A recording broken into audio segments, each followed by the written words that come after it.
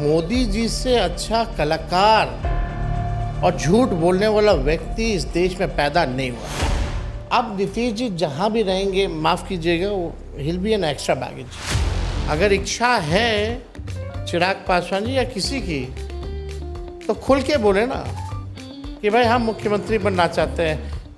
Drama करने की क्या ज़रूरत है कि अब बिहार हमको बुला रहा है? तो भगा दिया था क्या इतना साल से बिहार? महागठबंधन के लिए मुख्यमंत्री का चेहरा कौन है? आप हैं? देखिए ये आपने बहुत टाइम ले लिया।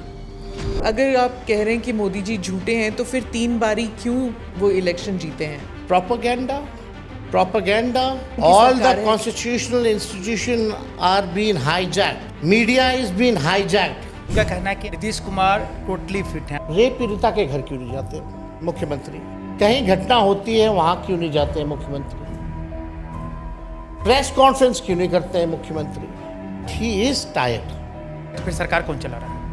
Retired corrupt officers. उत्तराधिकारी कौन होगा फिर जेडीयू में? पहले पार्टी रहेगी तब तो। प्राइवेट सेक्टर में आरक्षण होना चाहिए जाति के आधार पर? एकदम होना चाहिए।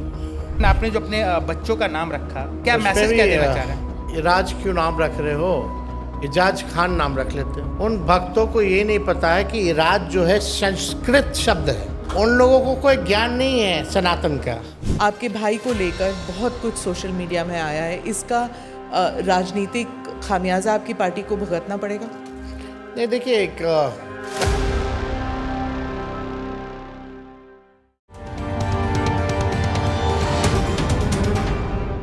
Namaste, Jai Hind. You're watching or listening to another edition of the ANI podcast with Smita Prakash. This episode is being filmed in Patna, Bihar. My guest today is Tejasvi Yadav, a former Deputy Chief Minister of Bihar and the de facto chief of the Rashtriya Janata Dal. He is currently serving as the leader of the opposition in the state. Before entering politics, Tejasvi was a professional cricketer. Today, he is seen as a political heir of Lalu Prasad Yadav and a key player in shaping Bihar's future. I'm joined in this episode with Mukesh, my colleague. Tejasvi ji, congratulations pehle to. You become a father again, second time. What did it feel like? बहुत बहुत शुक्रिया। अब ये खुशी जो है शब्दों में बयां की नहीं जा सकती। You need to have an experience of it। बहुत ही अच्छा लगा। सब लोग, माता पिता मेरे और बहनें वगैरह सब लोग थी, और एक अलग ही खुशी का एहसास है जो शब्दों में बयां नहीं किया जा सकता। अब लगता है कि अब थोड़ी रिस्पॉन्सिबिलिटी जो है और बढ़ गई है। हाँ। लेकिन आपकी बेटी उन्हें समझ में आया कि भाई है? हाँ। What was her reaction? Touch wood, she is very intelligent and she understands। और अभी तो I'll show you, अलग से पिक्चर भी दिखा देंगे। अब तो गोद में लेती भी है उसको। Not yet jealous? No, not yet. Not yet. She understands that it's pro। Okay। हाँ, ममता बनर्जी आई थी कंग्रेचुलेट करने के लिए। उन्होंने क्या कहा आपसे? नहीं, असल में 9 महीने से मेरी वाइफ जो थी वो वहीं थी, और हर महीने 1-2 दिन के लिए मैं जाता था। तो ममता जी ने पूछा, तुम हर महीने तुम कलकत्ता आते हो, हमको बताते नहीं हो। तो obviously it was a private thing. तो मैंने उनको बताया कि ऐसी बात है। तो उन्होंने कहा था कि जब डिलीवरी होगी तो हमको ज़रूर इन्फॉर्म करना, मैं ज़रूर आऊँगी। तो I informed her and she came and she blessed my baby. Okay, that's nice. पर यहाँ पर it's become a political issue also. सब कह रहे हैं कि यहाँ पर भी तो अस्पताल है, why did you have to have the baby outside Bihar? नहीं, ऐसा कोई अस्पताल को लेकर के नहीं, इसमें तो घर पे ही रहना पड़ता है। आप जानते हैं मैं भी बिज़ी रहता हूँ, मम्मी पापा भी बिज़ी रहते हैं, और इस मोमेंट पे प्रेगनेंसी के टाइम में आपको 24 घंटे कोई एक देखने वाला जो है परिवार का वो चाहिए। तो my brother in law stays in Kolkata. I thought it will be for a change, she will be also there. और यहाँ ज़्यादा, क्योंकि सब लोग जानते हैं उनको, बाहर निकलना, टहलना, घूमना, क्योंकि वो हो नहीं पाता है। तो वहाँ कम से कम freely, calmly she can stay with family. तो थोड़ा बेटर होगा इस Okay. थॉट के साथ, because I am also travelling every day, 14-15 घंटे सड़क पे रहता हूँ। तो फिर मम्मी पिताजी की कभी कभी तबीयत ठीक नहीं रहती है, तो उस हालात में मेरे को लगा कि बेटर होगा कि उनको, हाँ, सब but लोगों की it's- राय थी। It's nice कि आप you found the time to come, and I'm told it's your first podcast. So I'm really looking forward to asking you some political questions क्योंकि चुनाव होने वाले हैं। तो can you tell me a little bit whether your party is prepared to take on this big election machinery of BJP and JDU, और BJP जो है वो I think लगभग तय हो चुका है ओनली कि आवर पार्टी या Congress party never compromise with BJP. हम लोगों ने अपने विचारधारा से कभी भी कॉम्प्रोमाइज़ नहीं किया। बीजेपी और उनकी विचारधारा से हम लोगों ने हमेशा लड़ाई लड़ी है, कभी पीछे नहीं हटे। और ये चुनाव क्या, पिछला चुनाव में भी वी वर फुली रेडी।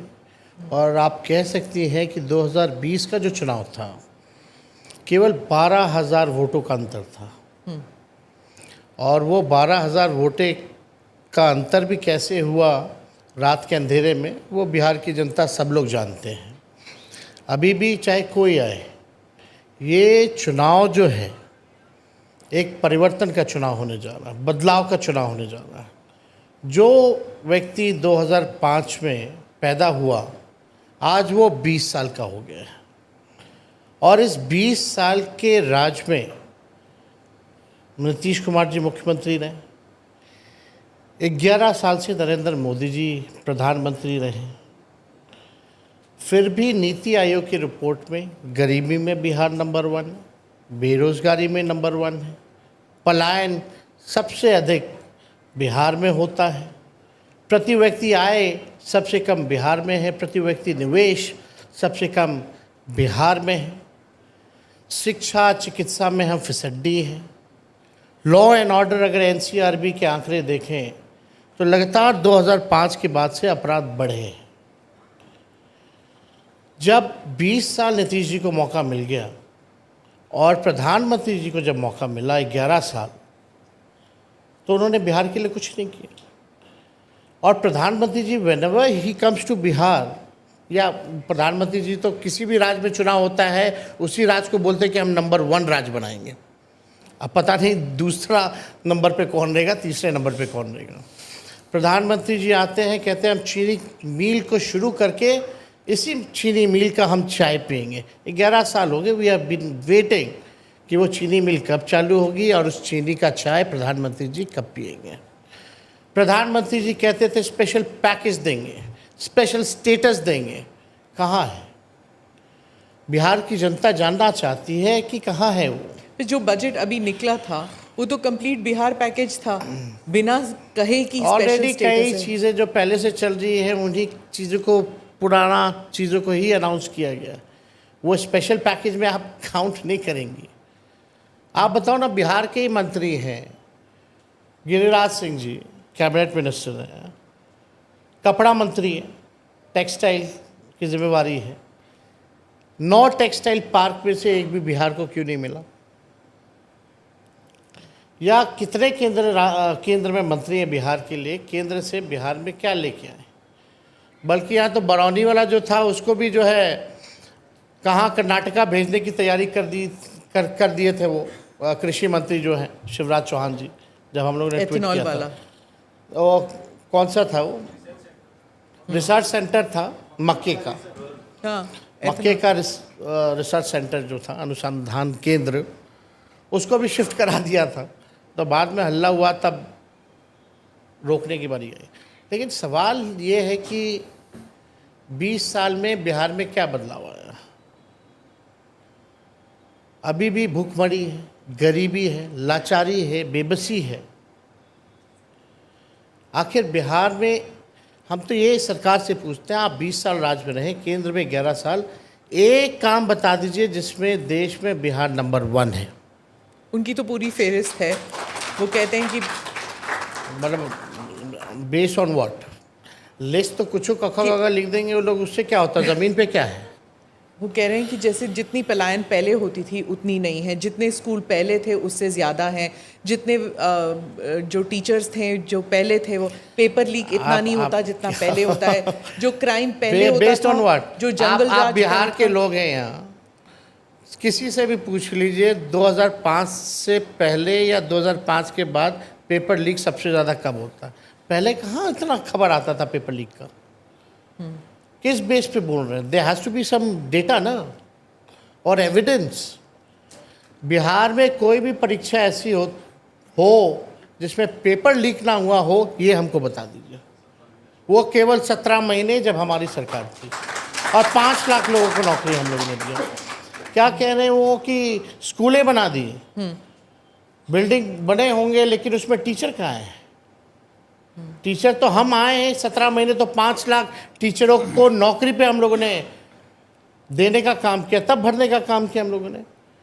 अभी जो बच्ची जिसके साथ रेप हुआ और निर्मम हत्या कर दी गई, पीएमसीएच में उसको जगह नहीं मिली, 4 घंटे बाहर रही, उसकी मृत्यु हो गई, बल्कि कंडीशन ठीक थी, बच सकती थी।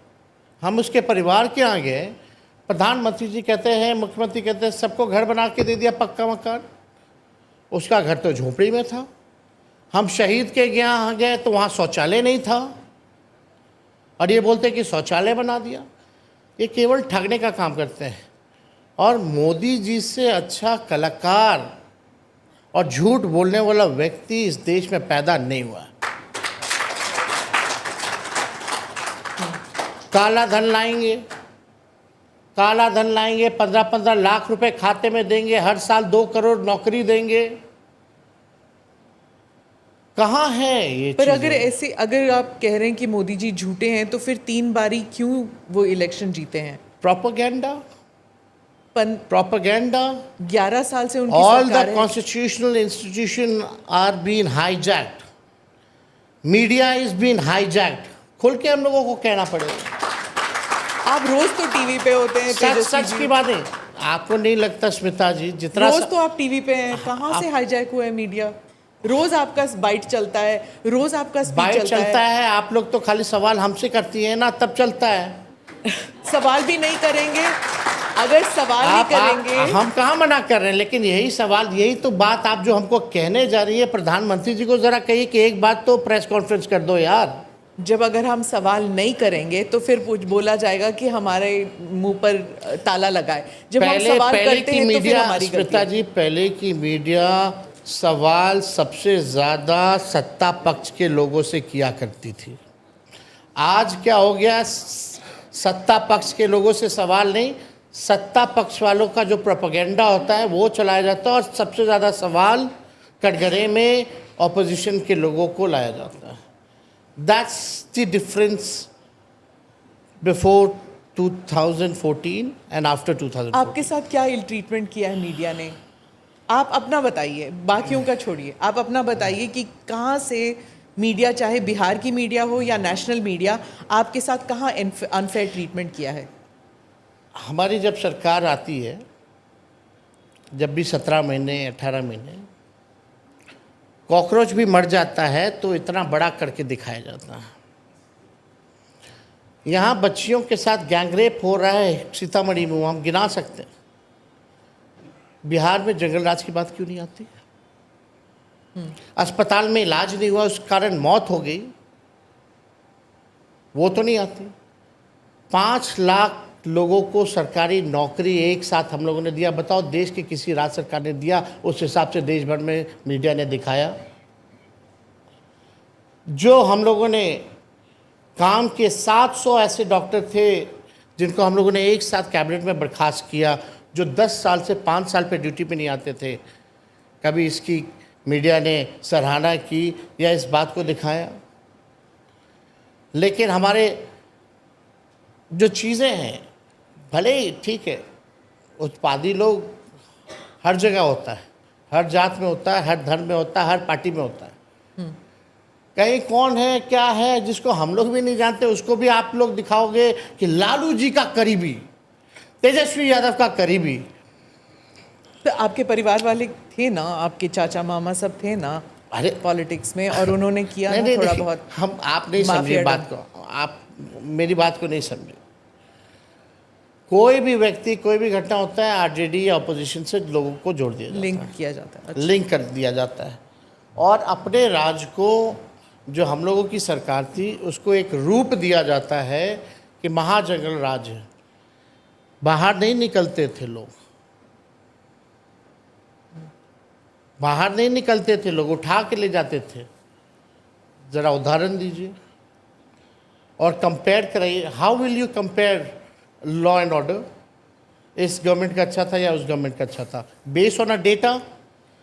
If you go through the base जो डेटा का है, वहाँ तो ये साफ दिख रहा है कि नीतीश कुमार जी के राज में अपराध की सबसे ज़्यादा बेलगाम है। यहाँ तो पुलिस का एनकाउंटर होने लग गया है। कोई सवाल पूछा?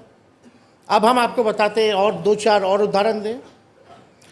अभी कुछ दिन पहले आप डिप्टी सीएम आए होंगे, उन्होंने बोला तेजस्वी जी ने हमको नहीं बताया, नहीं तो हम शहीद क्या चले गए होते।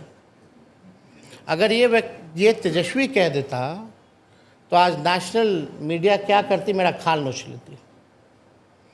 उनसे सवाल तक नहीं किया जा रहा। अब डिप्टी सीएम को नहीं पता कि एयरपोर्ट पे पार्थिव शरीर आ रहा है, जाके सम्मान देना है। और यही नहीं, जो रेप कांड हुआ था अभी, उसमें डिप्टी सीएम कहते हैं कि भाई जो परिवार के लोग हैं उनको बोलते हैं माँ कसम खाओ, बहन कसम खाओ, कोई चर्चा नहीं होती। ये पार्शियलिटी क्या किस लिए कसम खानी है? कि पीएमसीएच में इलाज नहीं हुआ। परिवार का आरोप था कि 4 घंटे 5 घंटे हमको बाहर रखा गया, जो कि सच था। तभी ना आप डिप्टी सुपरिटेंडेंट को हटाए हो, और उनके ही घर जाकर के आप पूछते हो कसम खाओ, तुम झूठ बोल रहा है। आप उस पीड़ित परिवार से आप संवेदना प्रकट करने गए हैं या माँ की कसम खिलाने गए हो? लेकिन न्यूज़ में चर्चा में कहीं नहीं है, होगा भी नहीं। कहाँ से आता है ये सब? अब खैर ये सब बात करने का, बिहार की जनता बहुत ही होशियार है, समझदार है, और एक एक चीज़ों को वो जानती है। तेजस्वी जी, सुबह से जितने भी आ रहे हैं अपोजिशन के लीडर, बीजेपी हो या जेडीयू के हो, उनका कहना है कि आप उन पे एलिगेशन लगाते हैं नीतीश कुमार पे। नीतीश कुमार टोटली फिट हैं, आप कहते हैं कि मेंटली टायर्ड है, फिजिकली फिट नहीं है। आप कहते हैं कि रिटायर्ड अधिकारी सरकार चला रही है, करप्शन है, बहुत सारे एलिगेशंस लगा। उन लोगों का कहना है कि भाई वो तो इतनी गर्मी में भी घूम रहे हैं, आज भी डबल ये उद्घाटन कर रहे हैं, धूप में जा रहे हैं, वो तो घर से निकल नहीं रहे हैं। कड़ाके इसमें की क्या? सर्दी में भी गए हाँ। थे, वो कह रहे हैं। बहुत अच्छी बात है। मिस इन्फॉर्मेशन है आपका? पार्थिव शरीर पे सम्मान देने क्यों नहीं है? जाना चाहिए।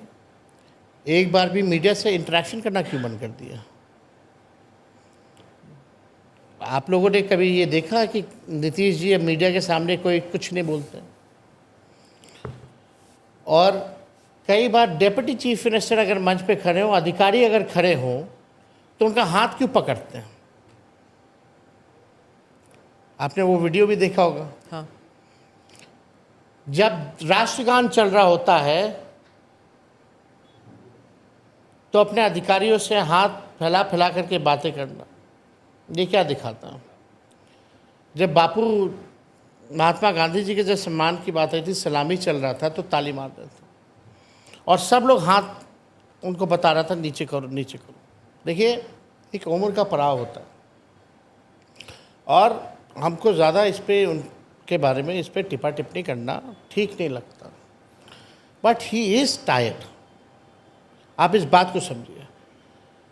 प्रधानमंत्री, ये मुख्यमंत्री जी, जब हम लोग बोलते हैं टायर्ड है, तो हफ्ता में 1-2 दिन एक रोड प्रोजेक्ट घुमवा देगा, फ़ोटो खिंचवा लेगा, IPRD वाला से डलवा देगा, फिर दूसरा दिन डबल डेकर अगले हफ्ते लेके चला जाएगा। बस पटना के मुख्यमंत्री आवास से 2-3 किलोमीटर दूरी बस। रेप पीड़िता के घर क्यों नहीं जाते मुख्यमंत्री? हम ये जानना चाहते हैं। कहीं घटना होती है, वहाँ क्यों नहीं जाते हैं मुख्यमंत्री? प्रेस कॉन्फ्रेंस क्यों नहीं करते हैं मुख्यमंत्री? जब पाकिस्तान से युद्ध चल रहा था तब एक बार भी शब्द अगर मुख्यमंत्री जी ने अपने जुबान से बोला तो हमको बता दो। तो आप कहते हैं टायर्ड है, तो फिर सरकार कौन चला रहा है? रिटायर्ड करप्ट ऑफिसर्स, जो भ्रष्ट अधिकारी हैं। ये पीएमसीएच के जो थे सुपरिटेंडेंट, वो भी रिटायर्ड ही थे ना। मेरे सरकार गिरने के 2 दिन बाद उनको एक्सटेंशन दे दिया गया। जो चीफ इंजीनियर जो पकड़ा गया था उसके घर करोड़ों रुपए रेड में, वो रिटायर्ड ही था ना। मतलब ये रिटायर्ड लोग में ऐसी क्या खूबी है जो अभी लोगों में नहीं है? तो स्वाभाविक तौर पर अगर आप देखें तो उत्तराधिकारी कौन होगा फिर जेडीयू में? पहले पार्टी रहेगी तब तो। इस इलेक्शन के बाद पार्टी नहीं रहेगी? ये भी सवाल खड़ा होता है। अगर पार्टी अगर बच गई उसके बाद हम लोग डिस्कस कर सकते हैं। पहला काम तो पार्टी पहले बच जाए उनकी, और यही पार्टी बचाने के लिए तो नीतीश जी हमारे साथ गठबंधन किया था, फिर हम लोगों ने इंडिया अलायंस बनाया था। आप वो स्टेटमेंट देखी होंगी जब इस्तीफा दे कर के आए थे, तो नीतीश जी ने साफ कहा था कि जैसे शिवसेना को वहाँ तोड़ रहे थे, झारखंड में जेएमएम को तोड़ रहे थे, और यहाँ नीतीश जी की पार्टी को तोड़ रहे थे। उन्होंने खुद बोला कि हमारी पार्टी को तोड़ा जा रहा था, इसलिए हम लोग यहाँ आए। और फिर गए क्यों? अभी तक समझ नहीं आया हमें कि गए क्यों, आते क्यों हैं, जाते क्यों हैं, ये भी नहीं समझ आता। ये बताओ, आप समझ नहीं पा रही हैं तो उस व्यक्ति को बिहार का गद्दी पे बैठना चाहिए। अब क्या बोलते हैं नीतीश जी? इधर जाते हैं तो अरे वो लेके चला गया था, इधर आते तो बोलते वो लेके चला गया था, फिर बोलते आप गलती नहीं करेंगे, अरे फिर वो लेके चला गया था, हम थोड़ी जा रहे थे, फिर बोलेंगे वो लेके चला गया था। जो व्यक्ति अपना निर्णय ना ले पाए वो बिहार का 14 करोड़ लोगों का निर्णय कैसे ले सकता है? पर अगर आज भी अगर वो कहते हैं कि आपके पास आएंगे तो आपके पिताजी उन्हें ज़रूर वापस ले लेंगे, है कि नहीं? नहीं, नहीं, एकदम नहीं। हमारे पिताजी हम जानते हैं, हमने भी देखा हुआ है, हमने भी राजनीति देखा हुआ ना, हम जानते हैं ना। अगर वो कहें आज, देखिए एक बार अगर कोई गलती करे तो ठीक है, माफ़ कर देना चाहिए। अब तो उन्होंने 2 बार गलती कर ली, अब तो माफ़ी बनती नहीं। और अब नीतीश जी जहाँ भी रहेंगे, माफ़ कीजिएगा, वो हिल बी एन एक्स्ट्रा बैगेज, बोझ बन करके रहेंगे। और उनकी पार्टी आप मतलब वही है ना, महाभारत में कृष्ण, चलिए मैं नहीं बोलती हूँ, नहीं तो फिर वही बात चलती है ना कि पांडव लेंगे कि सेना लेंगे कि उससे कोई फर्क नहीं पड़ता। वो बहुत सारे उदाहरण हैं। आप महाभारत का नहीं देखे, ग्लाइडिएटर्स का भी दे सकते, इसका भी दे सकते, ग्लाइडिएटर्स का भी दे सकते, हाँ। 300 मेंस का भी दे सकती है। हाँ। तो फिर आप जेडीयू को तोड़ के आप अपनी पार्टी में लेंगे, क्या करेंगे? उनके पार्टी के लोग निर्णय लेंगे। कोशिश तो जो देखो अभी जेडीयू को कौन चला रहा है बताइए। 1-2-4 लोग हैं जो भाजपा से ही आए थे। वही संजय झा जी अरुण जेटली जी के खास थे, ठीक है, राजनीति से कोई मतलब नहीं था। यहाँ के ऐसे एमएलसी बना दिया गया, मंत्री बना दिया गया, उनको अब राष्ट्रीय अध्यक्ष बना दिया गया, वर्किंग तो प्रेसिडेंट। नेशनल मिशन तो पे गए वो तो पूरा नीतीश जी छोड़िए, वो तो नीतीश जी जो बोलेंगे, मोदी जी या अमित शाह अगर कह दें तो संजय झा अमित शाह जी की बात मानेगा, संजय झा नीतीश जी की बात नहीं मानेगा। ये बात सच है। और आप फील भी कीजिए, करिएगा थोड़े आने वाले समय में, और आप लिख लीजिए। तो एक तो आप संजय झा का नाम बताएं, और कौन और भी लोग हैं, कौन लोग हैं जो आप जिनके बारे में कहते हैं वो हाईजेक कर लिया गया पूरी सरकार? और सब जो पार्टी बदलता रहता है सब। बिहार में तो सब बदलते हैं पार्टी। नहीं, वो हर जगह बदलते हैं। आप तो हाँ, बीजेपी जब से आई तब से वॉशिंग मशीन हो गई, बदलवाती रहती है। तो कभी ईडी लगा के, कभी सीबीआई लगा के, कभी डरा के, कभी धमका के। तो अभी जो चुनाव होने वाले हैं, तो क्या आपको लग रहा है अगर एनडीए सत्ता में आती है या बहुमत हासिल करती है तो नीतीश कुमार जी मुख्यमंत्री बन पाएंगे? क्या लग रहा है आपको? हमको लगता है कि बीजेपी वाले या कोई भी अभी हो सकता है, और आप सरकार में बैठे हुए लोग आएंगे, भाजपा के, बोलेंगे कि नीतीश जी ही मुख्यमंत्री होंगे, उनके ही नेतृत्व में चुनाव लड़ेंगे, तो उनको बोले ज़रा अमित शाह जी से एफिडेविट पे लिखवा लें कि चुनाव के बाद वही 5 साल के लिए मुख्यमंत्री होंगे। भाजपा जिसके साथ रही है उसको ख़त्म करने में लगी है। आप जितनी भी रीजनल्स पार्टी देख लें, नॉर्थ से साउथ, ईस्ट टू वेस्ट, जो भी भाजपा के साथ रहा है सबको तोड़ा। बिहार में देख लीजिए ना, चिराग पासवान जी की पार्टी का क्या किया भाजपा ने, उदाहरण है बिहार में। वही काम जेडीयू के साथ हो रहा था, और अभी लॉन्ग टर्म प्लान पे वो चला गया प्लान। पहले शॉर्ट टर्म पे था, अब लॉन्ग टर्म पे। तेजस्वी जी, इंडिया अलायंस का क्या फ्यूचर है? इंडिया अलायंस का ही केवल फ्यूचर है, और किसी का नहीं है। ना कोई मीटिंग हो रही है, ना कोऑर्डिनेशन कुछ हो रहा है, कोई इलेक्शन स्ट्रेटजी नहीं है। जब भी होता है, कौन बोला? नहीं हुआ ना, कब हुआ है? हमारी बिहार की बात कर रही है, नहीं, country wide India alliance, national wide. गठबंधन की नहीं बात कर रही, बिहार गठबंधन नहीं, नेशनली इंडिया अलायंस। 2014 से 2025 एनडीए की कितनी बैठक हुई पूरे देश भर में? पर वो इलेक्शन जीते नहीं, रहते नहीं, वो जीतने की बात नहीं कर रहे। आप कह रहे कोई मीटिंग नहीं हो रही, कोई स्ट्रैटेजी नहीं बन रहा। आप हमको संख्या बताइए तो कितनी बार? स्ट्रैटेजी, उनकी स्ट्रैटेजी होगी, वो इसीलिए तो तभी जीत रहे हैं। बैठक हुई जब इंडिया अलायंस हम लोगों ने बनाया था। उसके बाद मोदी जी ने फिर से पहली बैठक जो है हमारे गठबंधन के बाद बना था। तो इतने साल से क्यों नहीं बैठक कर रहे थे? इतने नंबर है, उनको जरूरत ही नहीं है। ठीक है ना, चुनाव है, जनता मालिक है, चुनना जुटना वो जनता पे छोड़िए ना। हार जीत चलता रहता है, उससे क्या है? हम अपने मुद्दे को लेके, अपने विचारधारा को लेकर के लड़ाई लड़ रहे हैं। जनता मालिक है, जिसको चुने जनता जो है वो मालिक है। लेकिन लास्ट 19 के इलेक्शन में और आप देखिएगा 24 के चुनाव में अंतर तो काफ़ी पाया आप लोगों ने। बीजेपी की सीटें कम हुई। जी जी, वो तो 400 पार की बात कर रहे थे, उनकी स्ट्रैटेजी तो काम ही नहीं की। ये भी तो है। बीजेपी कहती है कि आपका जो दुष्प्रचार था इंडिया अलायंस का कि संविधान बदल देंगे, उसकी वजह से हुआ था। खैर, वो तो 2024 का इलेक्शन है। अब का जो बिहार इलेक्शन है, जो गठबंधन आपका बनने वाला है, क्या सीट शेयरिंग पर कोई विवाद है या इट हैज़ बीन डिसाइडेड?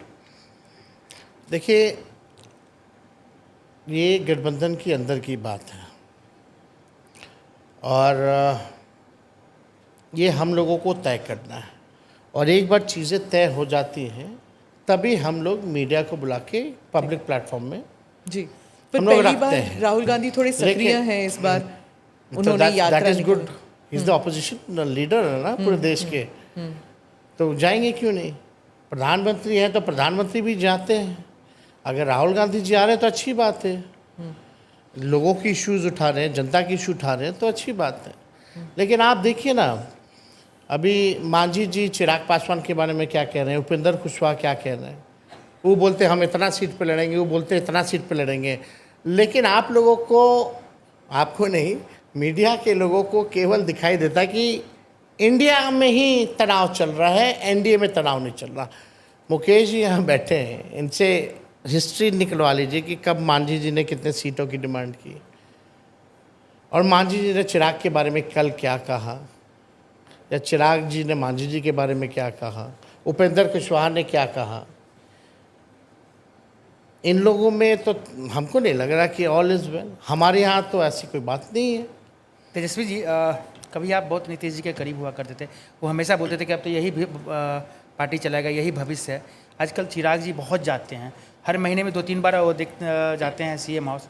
उनको भी वही कहा जा रहा है क्या जो आपको कहा जा रहा था कि अब यही भविष्य है? देखिए, ये जब मेरे को कहा गया और सरकार गिरी पहली बार 2017 में, तो हमने विधानसभा में कहा था कि चिराग जी आप जाइएगा, आपको भी यही कहेंगे, थोड़ा बच के रहिएगा, ये नहीं कि चढ़ जाइएगा। वो चढ़ाते अच्छे से है ना, तो हम लोग तो जानते थे। हम लोगों को तो फिर भी कोई लोभ था नहीं, 2 बार उनको मुख्यमंत्री माना, और हम लोग तो इंडिया अलायंस बनाना था तो फिर दोबारा हमने मांगा। लेकिन हम लोगों का ये, नीतीश जी से जो भी व्यक्ति मिलता है, नीतीश जी बस यही कहते हैं अब तो तुम ही लोगों को ना देखना है। तो ये इनका मतलब एक होता है ना कि उनका फिक्स हो गया है कि बस जब भी भाषण देंगे तो हर जगह एक ही बात बोलेंगे, वो आपको भी पता है क्या बोलेंगे। तो आप जब पर्सनली मिलने जाइएगा तो बात वो पॉलिटिकल लोगों को यही बताएंगे। उपेंद्र कुशवाहा जी जाए, जीतन राम मांझी जी जाए, संतोष मांझी जी जाए, चिराग पासवान जी जाते होंगे मिलने, सम्राट चौधरी जी जाते होंगे, विजय सिन्हा जाते होंगे, सबको नीतीश जी यही बोलते अब तो आप ही लोगों को देखना, ये तो तुम ही लोग ना हो। तो ये फिक्स है इसमें, मतलब ठीक है। एक जगह 2024 में हमने देखा था कि आपके इर्द गिर्द बहुत ही एक्टिविटी था, आपने बहुत सारी रैलियां की, 200 कुछ रैलियां की। इस बार क्या प्लान है आपका, रैलीज के तौर पर या सोशल मीडिया, कहाँ पर इलेक्शन जीता जाएगा? We will see according election commission कितने फेज़ में चुनाव कराती है और कितना गैप देती है चुनाव के प्रचार प्रसार का, उसके ही अनुसार जो है हम लोग अपना कार्यक्रम बनाते हैं और कैंपेनिंग की स्ट्रैटेजी बनाते हैं। लालू जी भी कैंपेनिंग करेंगे? अभी उनकी सेहत उस प्रकार नहीं है। और परिवार के और कौन हैं जो पॉलिटिक्स में उतरेंगे इस बार? अभी तो फिलहाल कोई नहीं। आपकी सिस्टर्स कोई अभी भी तो नहीं? अभी कोई नहीं। ओके। हम लोग बहुत पीछे हैं मांझी जी और चिराग पासवान जी से। संख्या में भारी हैं लेकिन फिर भी पीछे है इस मामले में। तेजस्वी जी, आजकल देखा जाता है कि कभी आप रहते थे साथ में नीतीश जी की, जब भी वो कहीं जाते थे नीतीश जी, सम्राट जी आजकल बिल्कुल पार्टी के लोग और आप लोग भी कहते हैं दत्तक पुत्र की तरह नीतीश जी के आगे पीछे रहते हैं, एक मिनट भी नहीं छोड़ते हैं, क्या रीज़न है? अब आएंगे तो उनसे पूछिएगा ना भाई, और जब बोलेंगे तो हमको बैठा दीजिएगा, हम उनको सलाह दे देंगे। अच्छा, एक चीज़ और पूछना है तेजस्वी जी, आप लोग पे हमेशा आरोप लगता है कि भाई आप लोग मुसलमानों के हितैषी हैं, ऐसा अपोजिशन बीजेपी वाले हमेशा कहते रहते हैं, कोई नई बात है नहीं। लेकिन आपने जो अपने बच्चों का नाम रखा, वो बेटी का नाम कात्यानी माता दुर्गा के नाम पे, बेटा का नाम इराज वो हनुमान जी के नाम पे, तो क्या उस पे मैसेज भी, क्या देना चाह रहे हैं? जब इराज हमने नाम रखा, जब लालू जी ने घोषणा की सोशल मीडिया पे, तो कई ऐसे भक्त लोग थे कमेंट करने लगे कि इराज क्यों नाम रख रहे हो, इजाज खान नाम रख लेते, ईरान और इराक रख लेते। उन भक्तों को ये नहीं पता है कि इराज जो है संस्कृत शब्द है और इसका मायने है पवन पुत्र, जो कि हनुमान जी का नाम है। तो उन लोगों को कोई ज्ञान नहीं है सनातन का। जो भाजपा वाले लोग हैं उन लोगों को कोई लेना देना नहीं है, कोई ज्ञान नहीं है, ना कॉन्स्टिट्यूशन का ना ही धर्म का। वो अपना उनका अलग फैशन है। तो सवाल तो यही उठता है ना कि वो MY वाला जो ग्रुपिंग है, इसी की वजह से आप नहीं, क्या कैसी बात कर रही है? MY कहाँ ग्रुपिंग है? MY मतलब हमको अगर लोग वोट देते हैं तो हम उसको टैग लगा देंगे क्या? नहीं, अखिलेश पे भी यही कहा जाता है ना। क्यों कहा जा रहा है? ये तो गलत बात है ना। अगर पर ये कर्नाटका में भी होता है, ये वोकली का वोट है, ये वोट है। अगर हरियाणा में अगर हरियाणा में साउथ हरियाणा में जो अहिरवाल क्षेत्र है, अगर बीजेपी सबसे ज़्यादा सीटें वहाँ जीती तो आप MY का नहीं, वहाँ पे भी बोलते हैं जाट वोट है, मुस्लिम वोट है, नहीं, वहाँ भी तो यादव देख नहीं, पर ये I am not saying it negatively. आपका स्ट्रांग पॉइंट है तो MY वोट है स्ट्रांग पॉइंट। भाई, अगर कोई, वही तो हम बोले, अगर कोई वोट देता है तो हम तो उसकी इज्जत करेंगे, सम्मान करेंगे, उसकी बात को उठाएंगे। लेकिन जब 12,000 का ही केवल पिछले बार डिफरेंस था तो हमको तो वोट हर जात हर धर्म के लोगों ने दिया ना, तो हम तो सबकी बात करेंगे ना। आप देखिए केवल कितना का अंतर था, 12,000। मतलब 6-7 सीटें और हमारी होती तो हमारी सरकार होती। 15 सीट का फर्क था ना। आप कह सकते हैं कि 110 पहले था, 4 AIM के आए तो 114 हुए, 122 मेजॉरिटी के लिए चाहिए, तो आप समझिए कि 6 और 2 8, 7-8 सीट। इस बार AIM के कितने लोगों को तोड़ेंगे आप? ओवैसी जी बहुत खफा हैं। अब देखिए हम कहाँ, हम लोग तोड़ने वाले लोग नहीं है, जोड़ने वाले लोग हैं, हमने जोड़ा है। वो कहने की बात है ना। वो कहने की बात है, तो मेरी कहने की बात ये है कि वो फिर तो आप वही नीतीश वाली का बात कर रहे हैं ना नहीं। कि आप वो मेरे को नहीं, ले लोग आए, आए मैं ना। उधर चला गया। नहीं तो देखिए, चारों विधायक अपने मर्जी से आए। हमारी हम तोड़ के उनको क्या दिए हैं जो वो आएंगे, बताइए तो। सरकार में आएंगे तो फिर मंत्री पद मिलेगा कहाँ उन्हें? मंत्री बने वो? अगर आपकी सरकार आती है तो नहीं, ऐसे थोड़ी होता है कि वो आ जाएगी, वो लोग नहीं जान रहे हैं। उन लोगों को भी तो पता है कि आठ कहाँ से आएगा। वो तो अपने मन से है, हमारे पास क्या था देने के लिए। लेकिन उनका ये कहना था कि एक सेकुलर फोर्सेस जो है यूनाइटेड रहे, वो ज़्यादा बेहतर है। तो इस बार इंडिया अलायंस में अगर ओवैसी साहब आते हैं तो आप उनके साथ मिलेंगे? अभी हमारी कोई इस बारे में कोई चर्चा नहीं हुई है, कोई बात नहीं हुई है। अच्छा तेजस्वी जी, क्योंकि बहुत कम सीटों से आपकी सरकार बनते बनते रह गई थी, उस पर आपने कई एलिगेशंस लगाए थे, वो बाद में पूछेंगे। लेकिन हम जानना चाह रहे हैं कि आपको कोई मलाल है, क्योंकि आपने बड़ा अच्छा परफॉर्म किया, आरजेडी ने, लेफ्ट ने भी किया, लेकिन कांग्रेस को आपने जितनी सीटें दी उसके अकॉर्डिंग अगर देखा जाए तो आपकी लुटिया तो उसने डुबो दी।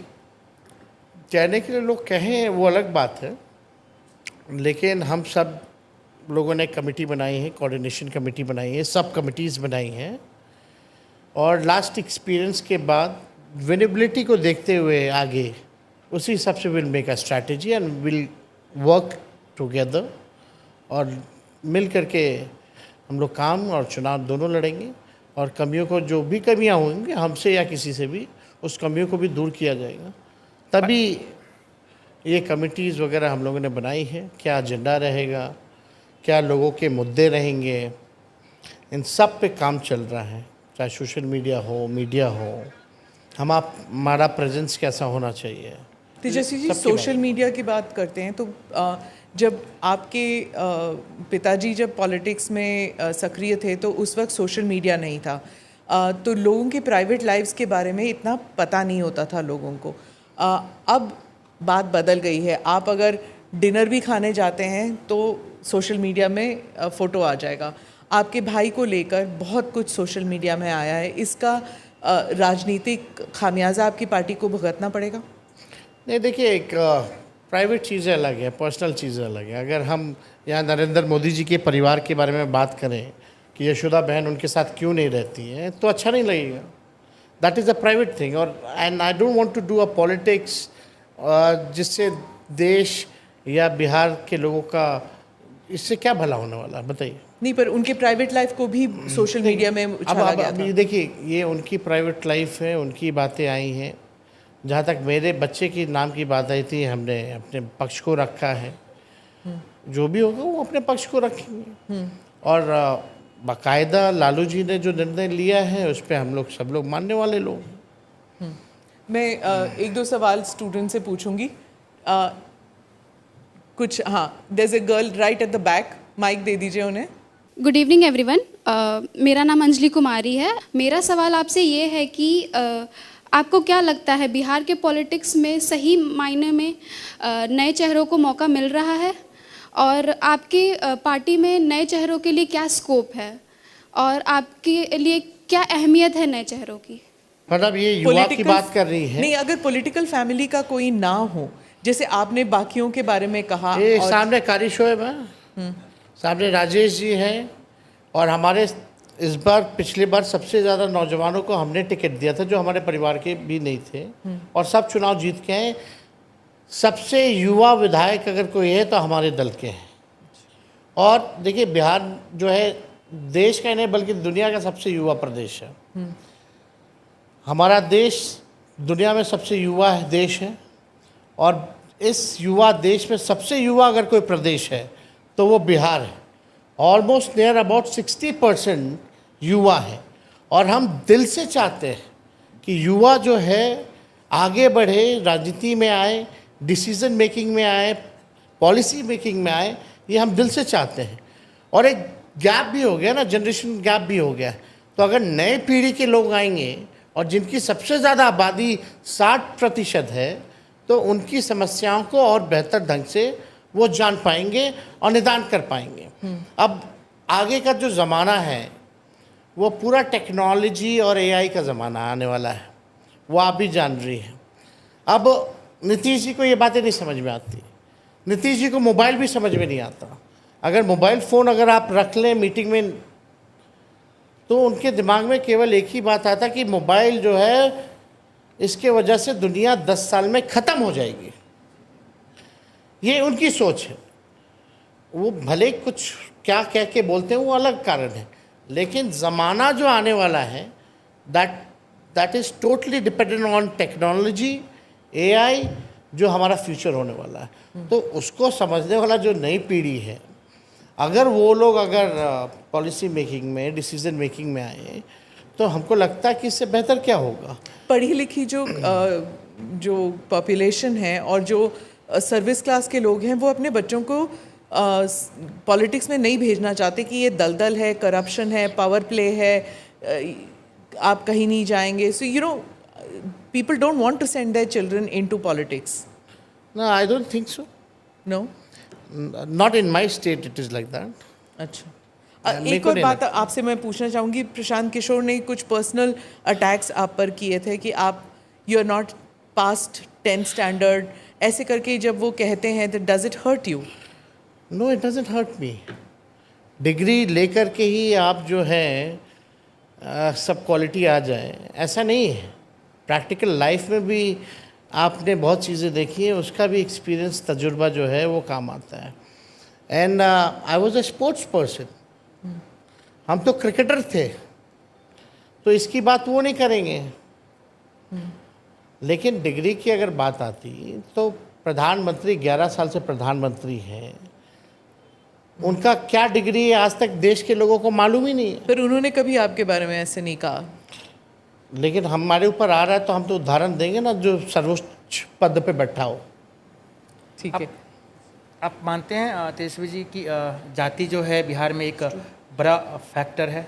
अगर एक सवाल तो ये है, दूसरा कि आप जिस जाति ये से जाति तो सच्चाई है ही ना, तो फैक्टर तो हो गई। ये तो सत्य है, और ये कोई लालू जी और तेजस्वी यादव तो लेके नहीं आया, ये तो कई सदियों से चला आ रहा है। प्राइवेट सेक्टर में आरक्षण होना चाहिए जाति के आधार पर? एकदम होना चाहिए। Two students I think want to ask a question. अच्छा, आप पूछना चाहते हैं? पत्रकार अमित कुमार है, और मेरा सवाल है कि आपने कहा था कि कास्ट सेंसस की आप लोगों ने डिमांड की थी और इस वजह से मोदी जी को कास्ट सेंसस के लिए मजबूर होना पड़ा और फिर कैबिनेट ने डिसीजन लिया। राहुल गांधी का भी यही कहना है। और आपको क्या लगता है कि क्या वाकई आपके दबाव में या फिर कांग्रेस पार्टी के दबाव में कास्ट सेंसस बीजेपी को कराना पड़ रहा है? देखिए, यही मोदी जी हैं जो कहते थे कि ये कास्ट सेंसस जातीय विध्वंस पैदा करेगा। अब वो क्यों मजबूर हो गए करने को भाई? क्योंकि जातीय गणना जो है, कास्ट सेंसस जो है, वो सच्चाई जो है देश की वो बताएगा। इसमें हमने पहले भी कहा है, कौन मजदूरी करते हैं, कौन भूमिहीन है, कौन गरीब है, कौन जात के लोग हैं सबसे ज़्यादा, कौन जात के लोग को सरकारी नौकरी कितना है, कितने लोग जो हैं ठेला धोने का काम करते हैं, कचरा साफ करने का काम करते हैं। ये सारा पिक्चर जो है सामने आएगा, और अकॉर्डिंग टू दैट वो डेटा लेकर के आप जो साइंटिफिक डेटा जो आएगा, आप बजट आप उस हिसाब से बना सकते हैं। किसको कितनी ज़रूरत है उस हिसाब से आप जो है अपना आप बजट बना सकते हैं। लेकिन ये इशू जो है लालू जी ने कई एक बार उठाया, और जब देवगौड़ा जी थे प्रधानमंत्री, उस समय जनता दल के अध्यक्ष मेरे पिता होते थे, और उन्हीं के कैबिनेट में ये तय हुआ था, क्योंकि हर 10 साल बाद आपका 10-11 साल बाद जो होता है प्लानिंग कमीशन, वो सेंसस होता है। अच्छा, तो 2001 यानी 97 में ये निर्णय लिया गया था कैबिनेट में कि जो अगला सेंसस जो होगा यानी 2001 उस समय के हिसाब से, उसमें जातीय जनगणना ये लोग कराएंगे। 2001 में प्रधानमंत्री बने अटल जी, और भाजपा की सरकार ने इसको मना कर दिया, निर्णय को बदल दिया। आज भी अगर ये जो नरेंद्र मोदी जी का जो कैबिनेट नोट है, ये 97 वाले ही नोट के आधार पर ही बना है। अगर आप देखें तो जो प्रीवियस गवर्नमेंट ने जो लिया था उसके आधार पे बना है। तो उस समय तो राष्ट्रीय अध्यक्ष जनता दल के लालू जी थे, ये हम लोगों का दल का निर्णय था। और एक बार नहीं, यूपीए की भी सरकार रही तो उस समय भी नेताजी, शरद जी, लालू जी ने आवाज़ को उठाया, सड़कों पर भी हम लोग आए। और यहाँ बिहार में हम लोगों ने तो दोनों हाउस में पास करवाए मेरे प्रस्ताव पे, और मेरे प्रस्ताव पे प्रधानमंत्री जी से हम लोग सब लोग मिलने गए थे, मुख्यमंत्री जी के नेतृत्व में मेरा ही प्रस्ताव था कि अगर वो ना माने मोदी जी तो हम लोग अपने बलबूते, अपने राज्य सरकार अपने खर्च पे कराएंगे, जो किया। तो ये तो क्रोनोलॉजी है। और उस समय भी जब हम प्रधानमंत्री जी से मिलने गए थे तो हमने जितने भी नेता थे देश भर के बड़े नेता, उन सबको चिट्ठी हमने लिखा था। वो सारा आप देख लीजिएगा, सारा सब कुछ है। अच्छी बात है कि राहुल गांधी जी भी इस मुद्दे को बखूबी मजबूती के साथ जो है उठा रहे हैं। तेजस्वी जी, लेकिन सवाल उठ रहा है कि जो मुद्दे आप उठा रहे हैं वो भी राहुल गांधी बिहार में आके मुद्दे उठा रहे हैं। जैसे कि आपने कहा कि 2500 रुपये देंगे। राहुल जी कुछ कहेंगे, हम कुछ कहेंगे तो ठीक लगेगा। उन्होंने अलग से अरे एक ही अलायंस में ना है, उन्होंने तो तो अलग हमारा मुद्दा तो हम लोग तय कर लेते हैं ना, थोड़ी हर चीज़ सड़क पे जाके तय करना। अच्छा, एक ऑडियंस से एक सवाल ले लेते हैं, 1-2 सवाल, फिर आपको तो मौका मिलता ही है सवाल पूछने का। Good evening everyone. मेरा आपसे ये सवाल है कि एज अ मीडिया स्टूडेंट हमारा जो सेक्टर है मास मीडिया एंड कम्युनिकेशन, इसके लिए एक तो कॉलेजेस बहुत कम हैं और प्राइवेट यूनिवर्सिटी है लेकिन गवर्नमेंट यूनिवर्सिटीज़ है पर वहाँ पे इतनी सुविधाएं नहीं है। जैसे कि दिल्ली में दिल्ली यूनिवर्सिटी, लखनऊ में लखनऊ यूनिवर्सिटी है, बट पटना में एक भी सेंट्रल यूनिवर्सिटी नहीं है। तो इसके लिए आपका क्या रोड मैप होगा? देखिए पहली बात तो मीडिया में नौकरियां नहीं है, तो इतने कोर्सेज करो ही मत आप। लेकिन इनको करना है आजकल, तो बस चैनल खोल लो बस यूट्यूब पे। लेकिन उसके लिए कोर्स भी नहीं करते। लेकिन जायज़ बात है, व्हाट प्रोफेशन जिनको इसमें आना है, अगर वैसी सुविधाएं अगर हमारे राज्य में नहीं है तो क्या होना चाहिए। आप जानते हैं कोटा है, पढ़ने वाला भी बिहारी, पढ़ाने वाला भी बिहारी, खाना बनाने वाला भी बिहारी और गार्ड भी बिहारी, इंफ्रास्ट्रक्चर बस है वहाँ। यहाँ उस हिसाब का एजुकेशनल हब जो है बनाया जा सकता, लेकिन है नहीं। हमने पूछा भी, यही सवाल पूछा, उन्होंने कहा कि अब कोटा से सब यहाँ पे आते हैं पढ़ने के लिए और पढ़ाने के लिए। आप पता नहीं, अब तो कोटा जाके देख लीजिए खाली हुआ है कि नहीं। कोविड के टाइम में तो हम देख रहे थे कि भाजपा के नेता ही जा करके अपने बच्चों को ला रहे थे। झूठ बोलना इनकी कला है और उसमें माहिर है। वो कौन बोले, विजय सिन्हा, नाम नहीं लूँगी, अब जब पॉडकास्ट चलेगा अब तक देख लीजिएगा। तो सारे आके वही कह रहे थे कि वहाँ पे अब कोटा खाली हो रहा है, कोटा के सारे बच्चे यहाँ आ रहे हैं। जो बच्ची सवाल पूछी है उसी से जवाब ले लीजिए। देखिए पीड़ा होती है, बिहार से लोग पलायन किन कारणों से करते हैं? पढ़ाई के लिए करते हैं, हेल्थ के लिए करते हैं, चिकित्सा के लिए करते हैं और रोज़गार नौकरी के लिए करते हैं। अगर हम एजुकेशनली अगर अपने बिहार को इस हिसाब का बना लें, हेल्थ वाइज ऐसी फैसिलिटीज़, सुपर स्पेशलिटीज़ हॉस्पिटल अगर हम लोग दे दें तो ये पलायन जो है वो रुक जाएगा और रोज़गार नौकरी की भी व्यवस्था होगी और बिहार का जो रेवेन्यू है बिहार में ही खर्च होगा, तो बिहार में घूमता रहेगा पैसा भी, उससे भी फ़ायदा है। तो हमको लगता है कि जैसे आगे हम लोग इस पे चर्चा कर रहे हैं अभी, क्योंकि अभी कमेटी बनी है पॉलिसी में, कि अगर हम कोचिंग इंस्टीट्यूशंस को अगर हम लोग इंडस्ट्री का अगर दर्जा देते हैं तो कितना सक्सेसफुल रहेगा। तो इस पे वी आर डिस्कसिंग, और जो भी होगा आगे एजेंडा हम लोगों का मैनिफेस्टो, उसमें वी विल इंक्लूड। आप इंट्रोड्यूस कीजिए अपने आप को और सवाल पूछिए जल्दी से। गुड इवनिंग एवरीवन, मेरा नाम अनमोल गुप्ता है। तो मेरा आपसे यह प्रश्न है कि आप युवा नेता हो, आपका यूथ में क्रेज़ बहुत ज़्यादा है, बट एज अ यूथ हम आपकी बातों पर कैसे भरोसा करें, क्योंकि बातें तो सब करते हैं। आप 17 महीने देखे मेरे को जी, 17 महीने का काम देखा आपने मेरा? अस्पताल में कोई मंत्री छापा मारता था क्या? कोई बीजेपी का मार रहा है? 5 लाख सरकारी नौकरी लगी, आईटी पॉलिसी हमने बनाया, स्पोर्ट्स पॉलिसी हमने बनाया, टूरिज्म पॉलिसी हमने बनाया। 20 साल से सरकार को पता ही नहीं था कि ये पॉलिसीज़ भी ज़रूरी है। जो पढ़ा लिखा उसको भी नौकरी मिला, और स्पोर्ट्स पॉलिसी के तहत 73 ऐसे खिलाड़ियों को भी हमने डीएसपी और अधिकारियों के पद का प्रावधान किया है जिसमें उनको नौकरी मिले हैं, जो बिहार और देश के लिए गोल्ड मेडल लाने का काम किया। देखिए, फोकस एजुकेशन का रहा है, हेल्थ का हम लोगों का रहा है, नौकरी रोजगार का रहा है। 50,000 करोड़ का इन्वेस्टर मीट करा के 50,000 करोड़ का बिहार हम लोगों ने एमओयू साइन करवाया। एसटीपी जो जल जमाव की स्थिति होती थी शहरों में, 18 ऐसे शहरों को हम लोगों ने एसटीपी जो है वो देने का काम किया। हम लोग देखिए, जो 17 महीने में काम किया वो इन लोगों ने अब तक नहीं किया, चाहे आरक्षण बढ़ाने की हो या जाति आधारित गणना हो, जो मानदेय बढ़ाने की बात हो, सारे काम को हम लोगों ने किया है। लेकिन लोग हमारे पास आते हैं, लोगों को उम्मीद है, विश्वास है, भरोसा है कि कभी लाठी पड़ती है तो तेजस्वी के पास लोग आते हैं। क्यों आते?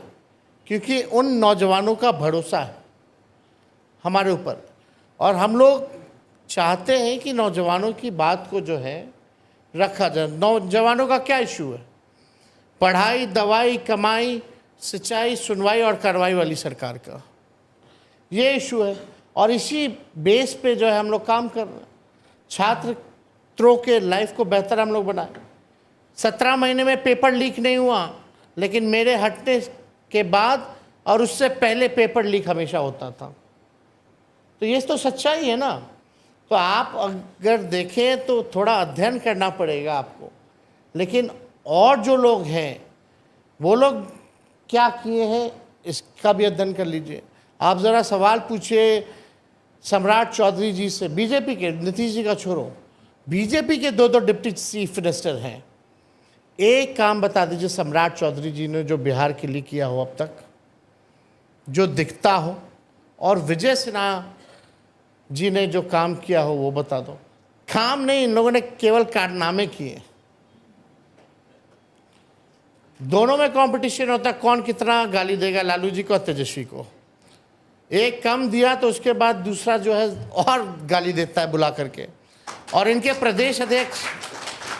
प्रदेश अध्यक्ष ऐसे हैं जो खुद को ही अभी प्रेस कॉन्फ्रेंस में बोल रहा था कि मैं गाली का डिक्शनरी हूं। अब ये तीसरे आगे कंपटीशन में। लालू जी और तेजस्वी से इनकी दुश्मनी नहीं है, इनको आपस में अपनी लड़ाई है कि कौन मोदी जी का ज़्यादा टीटीएम करेगा। जो लालू जी तेजस्वी को सबसे ज़्यादा गाली देगा उसको मोदी जी प्रमोशन देंगे। इसी कंपटीशन में लोग लगा रहता है। अब बिहार का एक काम हम तो पूछ रहे, कोई एक काम बता दीजिए जो इन दोनों ने किया हो, दोनों डिप्टी चीफ मिनिस्टर ने। कोई काम नहीं, दिन भर बकैती करना, एक पगड़ी कभी बांध लेंगे, कभी उतार देंगे, कुछ कर लेंगे, कोई मतलब ही नहीं है उसका। इतने साल के बाद भी उनके पास कोई मुख्यमंत्री का चेहरा नहीं है बीजेपी के पास, ऐसे क्यों? आपके हिसाब से ऐसे क्यों हुआ है? कोई लायक ही नहीं ना। लायक होता तो आता ना। देखिए, नहीं देखिए, इसमें देखिए बीजेपी को देखिए सुशील मोदी जी ने बिहार में मजबूत किया है, ये हम मानते हैं। सुशील मोदी एक मान सकते थे चेहरा है जिस पे लोग जो है भरोसा कर सकते थे। ईमानदारी से हम बोल रहे हैं भाई, ठीक है। लेकिन उसके बाद बता दो कौन है। लोग चेहरा नहीं जानते हैं, नाम तो दूर की बात, कोई कहाँ गांव में इन लोगों को पहचानता है। महागठबंधन के लिए मुख्यमंत्री का चेहरा कौन है? आप हैं? देखिए ये आपने बहुत टाइम ले लिया, हम क्योंकि 4 सेकंड 5 सेकंड 6 सेकंड, तो उसका ये मतलब हाँ। सब चीज़ तय है। समय कब आएगा ये हम लोग बताएंगे अकॉर्डिंग टू आवर स्ट्रैटेजी। कहते हैं कि एक मीटिंग हुई थी जहां खरगे जी भी थे और राहुल गांधी जी भी थे और 440 वोल्ट का शॉक लगा था तेजस्वी जी को, और परसेप्शन है हम लोगों कि को, उसके बाद आपने कभी नहीं कहा कि मैं हूँ। कभी भी ऐसी बात है ही नहीं। पता नहीं क्या बाहर लोग बात करते हो अपना। लोग बोलते हैं कि इंडिया अलायंस एक जैसा नहीं दिखता है। यहाँ तो एनडीए नहीं दिखता एक जैसा। मांझी जी कुछ बोलते हैं, चिराग कुछ बोलता है, उपेंद्र कुशवाहा जी कुछ बोलते हैं। कांग्रेस और आरजेडी तो सबसे पुराना अलायंस पार्टनर है, अब तक नहीं टूटा है। फिर भी इसको तोड़ने में लोग लगे रहते हैं। लोग बताते हैं कि सब कुछ ठीक नहीं चल रहा। आप भी जानती हैं हमारा रिश्ता और गांधी परिवार का रिश्ता कैसा है। कोई शौक नहीं, हम लोग की अपनी स्ट्रैटेजी है और समय पे जो है सब कुछ तय है कि कौन होगा नहीं वो तय है, बस टाइम का इंतज़ार है। Last question.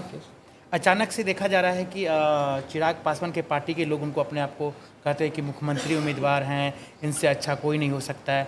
मतलब ये कैसे, मतलब एनडीए में तो ऑलरेडी लोकतंत्र में अगर वो अपने पार्टी के नेता को अगर देखना चाहते हैं मुख्यमंत्री रूप से तो क्या दिक्कत है। हमें तो कोई दिक्कत नहीं, लेकिन खुल के आना चाहिए। अगर इच्छा है चिराग पासवान जी या किसी की तो खुल के बोले ना कि भाई हम मुख्यमंत्री बनना चाहते हैं। ड्रामा करने की क्या ज़रूरत है कि अब बिहार हमको बुला रहा है। तो भगा दिया था क्या इतना साल से बिहार? नहीं, लॉजिक होना चाहिए ना। बिहार बुला रहा मतलब कि आप बिहार से जीते हो, बिहारी हो, बिहार से केंद्र मंत्री के कोटा में हो, अब बोल रहे बिहार बुला रहा है। अब कहिए आपकी इच्छा है कि हमको मुख्यमंत्री बनना है, बोलना चाहिए, खुल करके बोलना चाहिए। हम तो जहाँ जाते हैं हम बोलते हैं कि भाई हमको सरकार ही नहीं बनाना बल्कि हमको बिहार बनाना है, उसके लिए एक मौका दे दो। On that note, thank you very much. आप पॉडकास्ट में आए, आपको शुभकामनाएं, ढेर सारी शुभकामनाएं and best wishes to the baby too. बहुत बहुत शुक्रिया for your blessings and your best wishes. Thank you for watching or listening to this edition of the ANI podcast with Smita Prakash. Do like or subscribe on whichever channel you have seen this or heard this.